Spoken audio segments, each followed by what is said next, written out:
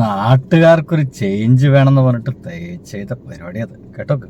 ഈ വെള്ളമൊക്കെ വരുന്നത് കോർപ്പറേഷൻ ഉടമസ്ഥരുടെ ഓർഡറിൽ നിന്നല്ല. ഞങ്ങൾ അതിൽ നിന്ന് ഒഴിഞ്ഞു മാറുകയല്ല, മറിച്ച് വസ്തുത മനസ്സിലാക്കി. എന്താണ് ഈ വി രാജേഷ് അടക്കമുള്ള BJP-ക്കാർ ചെയ്തുകൊണ്ടിരിക്കുന്നത് എനിക്ക് മനസ്സിലാവുന്നില്ല. തിരുവനന്തപുരത്തേക്ക് ഒരു ചേഞ്ച് വേണം, അത്ര ചേഞ്ച്. ആ ചേഞ്ചിന്റെ ഭാഗമായിട്ട് പോയി കുത്തിയിട്ട് എന്താ പറയാ, താമര വിജയിപ്പിച്ചു. BJP-ക്കാർ ഭരിക്കണം, അല്ലെങ്കിൽ അവർക്ക് സമാധാനം സ്വസ്ഥത ഇല്ല. ചേഞ്ച് വേണം അത്രേ. മാറാത്തത് മാറ്റിത്തരാ എന്ന് പറഞ്ഞിട്ട് കയറിയതാ. ഇപ്പൊ നാറാത്ത തിരുവനന്തപുരം നാറാണക്കല്ല് പിടിച്ചെന്ന് പറയില്ലേ, അങ്ങനത്തെ ഒരു അവസ്ഥയിലേക്കാണ് ഇപ്പൊ എത്തുന്നത്. എന്തായാലും സുഹൃത്തുക്കളെ, ഗംഭീരമായ രസമാണ്. കോർപ്പറേഷൻ മാത്രം വിജയിച്ചാൽ പ്രശ്നം പരിഹരിക്കാനാവില്ല. ഇറിഗേഷൻ ഡിപ്പാർട്ട്മെന്റിന്റെ ഇടപെടൽ തേടും. തിരുവനന്തപുരത്തെ വെള്ളക്കെട്ടിൽ കോർപ്പറേഷൻ മേയർ VV രാജേഷ് എന്ന 24 ഇവർ എഴുതിയിരിക്കുന്നത്. പക്ഷേ അതല്ലല്ലോ എഴുതേണ്ടത്.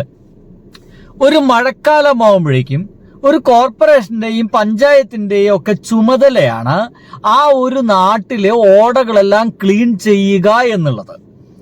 അത് ക്ലീൻ ചെയ്തിട്ടില്ലെങ്കിൽ മഴ പെയ്യും. മഴ പെയ്തു കഴിഞ്ഞാൽ ഓടയിൽ വെള്ളം നിറയും, അത് പുറത്തേക്ക് ഒഴുകും. ഓടയിലെ അഴുക്ക് മുഴുവൻ റോട്ടിലായിരിക്കും. ഇപ്പോൾ സംഭവിച്ചിരിക്കുന്നത് 100% ആ ഒരു കോർപ്പറേഷന്റെ പരാജയമാണ്. അതല്ലാന്ന് തെളിയിക്കാൻ വേണ്ടി പറയാണ് ഞങ്ങളുടെ ഓടയെന്നല്ല വെള്ളം വന്നതെന്ന്. തിരുവനന്തപുരത്ത് മാത്രമായിട്ട്, ഇവരെ ഭരണത്തിന് കീഴിൽ മാത്രമായിട്ട് പ്രത്യേക ഓടകളാണല്ലോ. അത് വേറെ ഏതൊരു സ്ഥലത്ത് പോയി നിൽക്കുന്ന മാതിരി. നമ്മളിപ്പോ എന്താ പറയാ, ഞങ്ങളെ നാട്ടിലത്തെ ഇതിന് ഭാരതപ്പുഴ എന്നൊക്കെ പറയും. ഇവിടെ ഒരു നദി പൂഴുന്നുണ്ട്, ഭാരതപ്പുഴ. കുറ്റിപ്പുറത്തെ ആൾക്കാരെ അതിന് കുറ്റിപ്പുറം പുഴ എന്ന് പറയാറുണ്ട്. കുറച്ച് തവനൂർ എന്ത് കഴിച്ചാൽ അതിന് തവനൂർ പുഴ എന്ന് പറയാറുണ്ട്. തിരുനവായക്കാരെ അതിന് തിരുനവായ പുഴ എന്ന് പറയാറുണ്ട്. ഈ പുഴയൊക്കെ ഇങ്ങനെ ഒരേ ഇതിലിങ്ങനെ ഒഴുകുകയാണ്. നോക്ക്, ഇതിന്റെ ഭാഗമായിട്ട് തവനൂര് വെള്ളം കയറിയെന്ന് വിചാരിക്കുക. അപ്പോ ഇദ്ദേഹത്തിന്റെ അഭിപ്രായം വെച്ചിട്ടൊക്കെ പറയുകയാണെങ്കിൽ പറയും ഞങ്ങളെ പുഴയല്ല കയറിയത്, കുറ്റിപ്പുറത്തെ പുഴ ഇങ്ങോട്ട് വന്നപ്പോ ഇങ്ങോട്ട് കയറി പോയതാണ്. അല്ല ഇവിടെ പ്രസന്റ് ആയിട്ടല്ല, തവനൂര് പ്രസന്റ് ആയിട്ടല്ല, കുറ്റിപ്പുറത്തെ പുഴ ഇത് ഞങ്ങളെ പുഴ അല്ല, അത് കുറ്റിപ്പുറത്തെ പുഴ വന്നിട്ടുണ്ട് കയറിയതാണ് എന്ന വർത്തമാനല്ല എന്റെ പൊന്നു സുഹൃത്തുക്കളെ പറഞ്ഞുകൊണ്ടിരിക്കുന്നത്. ഇതാണ് നിങ്ങളെ കൊണ്ടത് പറ്റൂലെന്നേ.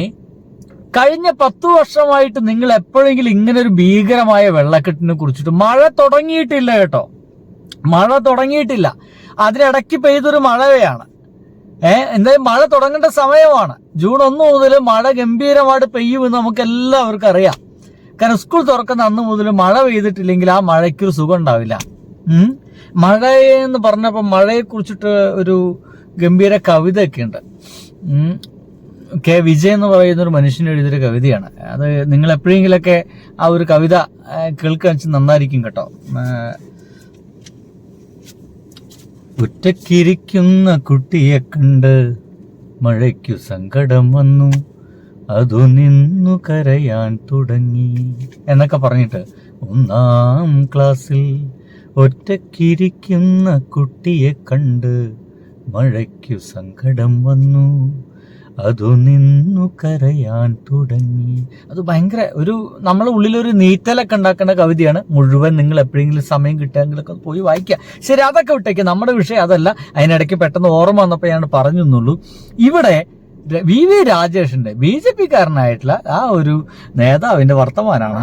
101 വാർഡുണ്ടല്ലോ, 101 വാർഡുകളിലും ശുചീകരണ പ്രവർത്തനം 1.5 മാസം മുമ്പ് ആരംഭിച്ചിട്ടുണ്ട്.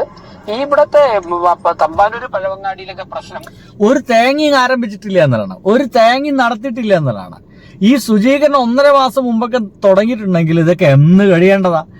ഇനി അതിനെപ്പറ്റി അവിടുത്തെ നാട്ടുകാരെന്നെ പറയും. നോക്കി, മാറാത്തത് മാറുമെന്ന് പറഞ്ഞ് കയറി, ഇപ്പൊ നാറാത്തത് നാറിക്കൊണ്ടിരിക്കുന്നു. നേരൊന്നും ശ്രദ്ധിച്ചിരുന്ന ഇത്ര വരത്തില്ലായിരുന്നു. ഇവിടെയും സർക്കാർ ഭരിച്ചിരുന്നു, ഞാൻ CIT-കാരനായിട്ട് പറയുന്നതല്ല, ഭരിച്ചിരുന്നു. പക്ഷെ ഇത്ര ഗതികൾ വന്നിട്ടില്ല. വലിയ ദുരിതമാണ് ഏതായാലും രതീഷ്. പഴവങ്ങാടി ഭാഗത്തുള്ളത് നമുക്ക് ദൃശ്യങ്ങളിൽ തന്നെ കാണാൻ കഴിയും. അത്രയധികം മാലിന്യമുണ്ട്. അല്ലേ, നാട്ടുകാർക്ക് കൃത്യമായിട്ട് കാര്യങ്ങളൊക്കെ മനസ്സിലായി. അവര് കൃത്യമായിട്ട് കാര്യങ്ങളൊക്കെ പറയൽ തുടങ്ങി. ഇനി ഒരു മനുഷ്യൻ വൃത്തിയായിട്ടൊരു സംഗതി പറയുന്നില്ല. കേക്ക്, സുധിരാമൻ. കോർപ്പറേഷനിൽ അനിൽകുമാർ മേയറായിരുന്ന സമയത്ത് ഒരു മഴ വന്നു. അത് മഴക്കാലല്ല, ഇടയ്ക്ക് വെച്ചൊരു മഴ പെയ്തതാണ്. അപ്പൊ KSRTC സ്റ്റാൻഡിന്റെ അടുത്ത് കുറച്ച് ഡ്രെയിനേജിന്റെ പ്രോബ്ലം ഒക്കെ ഉണ്ടായി. അവിടെ കുറച്ച് വെള്ളം കെട്ടി. ആ വെള്ളം കെട്ടി എന്ന് പറഞ്ഞിട്ട് മീഡിയക്കാര് ഫുള്ള് വന്നത് ഷൂട്ട് ചെയ്ത് അനിൽകുമാറിന്റെ അടുത്ത് ഫോണിൽ വിളിച്ച് ക്യാമറ ആയിട്ട് ഇരുന്നും പ്രതികരണം ചോദിച്ച് അനിൽകുമാർ പറയണം അത് അവിടെ ശക്തമായ മഴ ഒരു മുന്നറിയിപ്പിലാണ് ഒറ്റ പെയ്ത്ത് പെയ്ത് വെച്ചുകൊണ്ടാണ് ഈ വെള്ളക്കെട്ട് ഉണ്ടായിരുന്നൊക്കെ പറഞ്ഞത്. ഇപ്പതേ മഴ തുടങ്ങിയിട്ട് 2 ആഴ്ച കഴിഞ്ഞ് MG റോഡിൽ ഇപ്പോഴും വെള്ളക്കെട്ടാണ്. അവന്മാർക്ക് ചേഞ്ച് വേണമെന്നും പറഞ്ഞ് പോയി കുത്തിക്കൊടുത്തതാണ്. സഭ പറയണ മേയർ ഉണ്ടല്ലോ, സഭയുടെ പ്രതിനിധിയായിട്ടുള്ള മേയർ, ആ മേയറാക്കാൻ വേണ്ടിയിട്ട് മനസ്സിലല്ലേ? ഇപ്പൊ പോയി കുത്തി കൊടുത്താണ്. മാറ്റം വേണം, ചേഞ്ച് വേണം കുത്തി കൊടുത്താ. ഇപ്പൊ ആകെ നാരണക്കാല് പിടിച്ചെന്ന് പറയുന്നേ. എന്തായാലും ഇതൊക്കെ ഒരു വല്ലാത്ത പരിപാടികളാണ് കേട്ടോ. മാധ്യമങ്ങൾ ഇതൊന്നും ശ്രദ്ധിക്കുന്നില്ലേ? മാധ്യമങ്ങൾ ഇതൊന്നും കുത്തി കൊടുത്ത് വരില്ല. കാരണം ഇവരൊക്കെ എന്ത് ചെയ്താലും കുഴപ്പമില്ല. ഇതൊക്കെ LDFന്റെ ഭരണമായിരുന്നെങ്കിൽ എന്തോരം പ്രശ്നം ഉണ്ടാവിച്ചിട്ടാ. എന്തായാലും വേറൊരാള് കൂടി ഒരു വർത്തമാനം പറയുന്നുണ്ട്, അതുകൂടി കേൾക്കാം. BJPയുടെ തെരഞ്ഞെടുപ്പ് സമയത്തെ പ്രചരണ മുദ്രാവാക്യം മാറാത്തത് മാറുമെന്നായിരുന്നു. ഇപ്പോൾ കാണുന്നുണ്ടോ അങ്ങ്? ദേഷ്യം കാണുന്നുണ്ടോ? കാണാതിരിക്കാൻ പറ്റുമോ?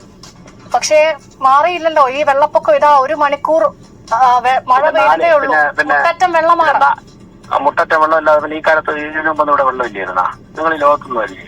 4 മാസം കൊണ്ട് ഈ കഴിഞ്ഞ 40-50 കിലോമീറ്റർ മൈനർ ഇറിഗേഷന്റെയും മേജർ ഇറിഗേഷന്റെയും കയ്യിലിരിക്കുന്ന തോടുകള് ഞങ്ങൾ വന്നു കഴിഞ്ഞാൽ 1 ദിവസം കൊണ്ട് അത്ഭുതം സൃഷ്ടിക്കാൻ സാധിക്കുമോ? ഞങ്ങൾ അതിന് കോർപ്പറേഷന്റെ എന്റെ പൊന്നു വി രാജേഷ് ഇതിനു മുമ്പ് ഇവിടെ ഭരിച്ചിരുന്നു, അപ്പോഴൊക്കെ അത്ഭുതം സൃഷ്ടിച്ചിരുന്നു.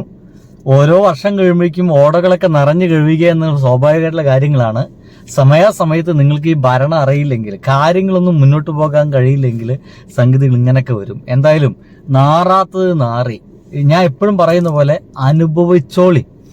നമ്മുടെ ആരാണ്, ഒരു സിനിമാ നടനുണ്ടല്ലോ, അദ്ദേഹം പറയും കുത്തുമ്പോ ആലോചിക്കണം എന്ന് പറയും.